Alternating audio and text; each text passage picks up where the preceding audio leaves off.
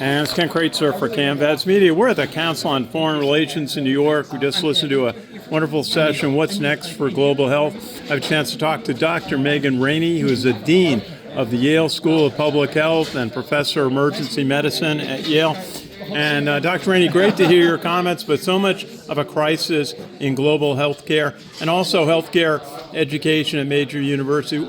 What has been the impact of the closing of USAID and also the $500 million withdrawal of the World Health Organization by the U.S.? So the most immediate impact is on the lives on the ground, the people who were being supported by receiving antiretrovirals, by being part of clinical studies, by having food aid. So the immediate impact is the human one for folks that were receiving or were on the receiving end of projects funded through USAID and others. There's also an impact on the future science. We have countless projects that have had to stop, and students who are no longer getting the training in the science.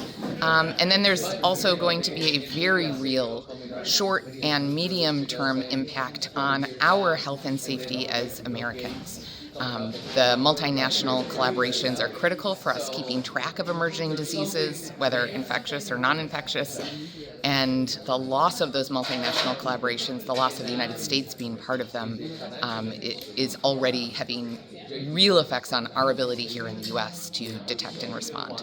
And it was discussed the withdrawal from the World Health Organization by the United States. It's not just not going to the meetings, it's the $500 million, which was 18% of their budget, and the impact on the programs that were mentioned would be canceled. What is the impact of withdrawing from the World Health Organization? I mean, it's also the impact of data sharing. We created the COVID vaccine using genetic material that was shared through World Health Organization, through data use agreements. There's going to be impact for H5N1, Ebola, and elsewhere. It's not just about funding. It's about our actual ability to track and respond to diseases in real time. If you would just tell us a little bit about your school, the Yale School of Public Health, some of the highlights, some of the things the students study there. Oh, we're a school that is a little over a century old, but just became independent about a year and a half ago. We have 800 students and 150 faculty who work on infectious and non-infectious diseases, including cancer and Alzheimer's, who look at the impact of place, space, and climate on health, who look at how we improve access to and cost of the health ecosystem domestically as well as globally.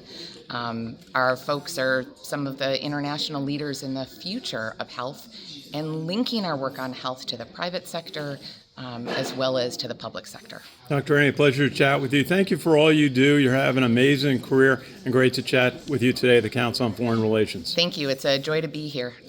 Our pleasure. Thanks to all of your listeners for their service. Absolutely. It's Ken Kraetzer for CAMVADS Media in New York City.